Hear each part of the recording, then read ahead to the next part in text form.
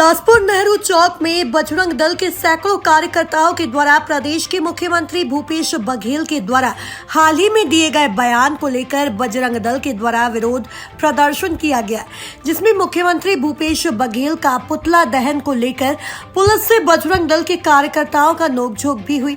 फिर भी बजरंग दल के द्वारा मुख्यमंत्री का पुतला दहन करने में सफल रहे।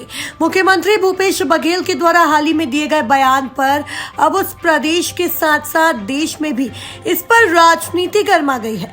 दरअसल उन्होंने कहा कि यदि जरूरत होगी तो छत्तीसगढ़ में भी परिस्थिति के अनुसार बजरंग दल पर प्रतिबंध लगाने पर विचार किया जा सकता है।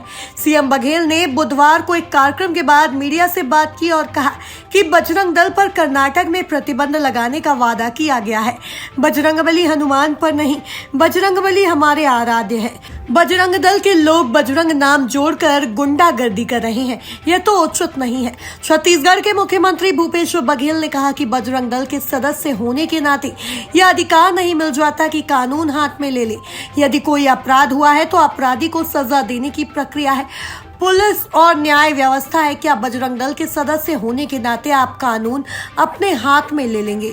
आज यहाँ पर जो भारत और हिंदू विरोधी जो नारा लगाया है आप प्रदेश सरकार ने कि बजरंग दल को बैन करना है, और कर्नाटक से जो उनका नरेंद्र मोदी जी ने बोला है, सबसे पहले तो सभी को ये जानना है कि भारत एक हिंदू राष्ट्र है जहाँ पर बजरंग दल जिसको PFI से इसकी जो तुलना की गई, सबसे पहले तो यही गलत है क्योंकि PFI की आतंकवादी गतिविधियों को पहले ही बैन किया जा चुका है केंद्र सरकार की तरफ से।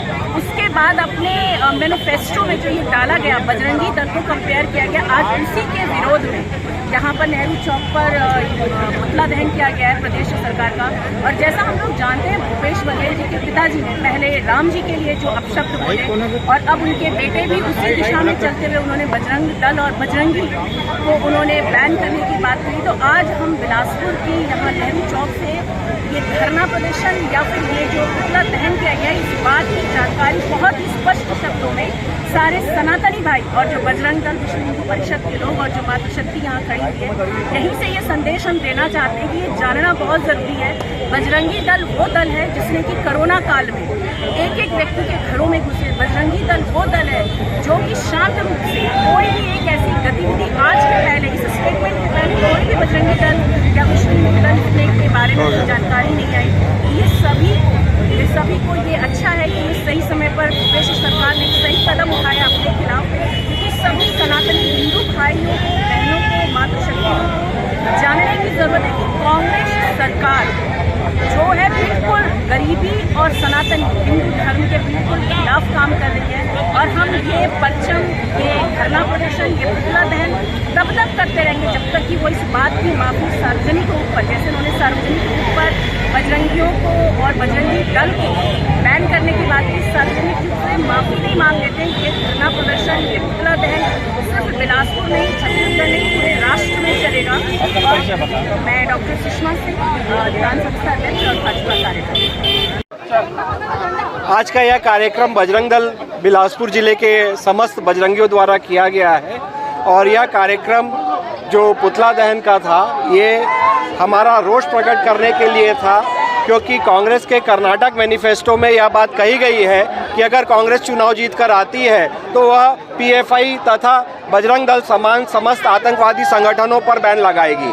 हमारा ये कहना है कि बजरंग दल एक आतंकवादी संगठन नहीं है, यह एक राष्ट्रवादी संगठन है और सदैव ही धर्म के और राष्ट्र के हित में काम करता आया है। उनको ऐसा कोई कार्य बता दे जिसमें कि उनको लगता है कि बजरंगियों ने कहीं पर भी राष्ट्र के विरोध में काम किया है। इसी प्रकार उसी बात को आगे बढ़ाते हुए भी माननीय मुख्यमंत्री जी छत्तीसगढ़ द्वारा यह कहा गया कि छत्तीसगढ़ में हमने बजरंगियों को ठीक कर दिया है और अगर ज़रूरत पड़ी तो हम यहाँ पर भी उन पर बैन लगाएंगे।